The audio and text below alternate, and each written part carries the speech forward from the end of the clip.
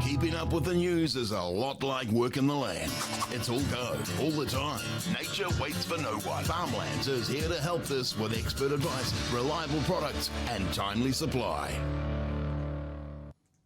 This is CountryWide CONNECT News with Farmlands. Good afternoon, I'm Richard Badley. The India Free Trade Agreement now has the parliamentary numbers to pass after Labor this morning confirmed it will support the deal, ending months of political uncertainty.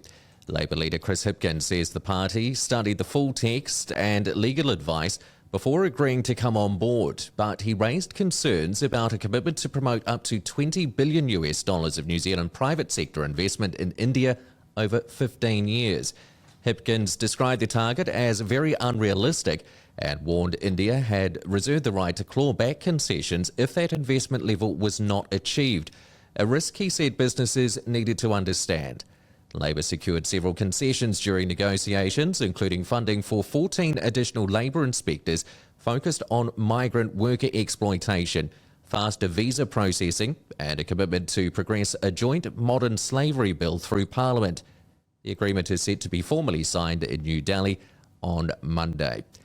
Staying with politics, Southland Federated Farmers President Jason Herrick has been announced as a New Zealand First candidate for the Southland electorate at November's general election. The Southland dairy farmer and business owner has more than 30 years on the land and has been a strong voice on local government regulations, rural mental health and environmental issues. New Zealand First says Herrick brings real-world experience to the role, with leadership spanning school boards, community groups and his position as an executive member of Federated Farmers Southland, where he has served as president since 2024. Herrick, who was voted Advocate of the Year at the 2025 Federated Farmers AGM, says he stands for common sense, fairness and backing rural communities, and is focused on strengthening the economy and restoring balance to decision-making for everyday New Zealanders.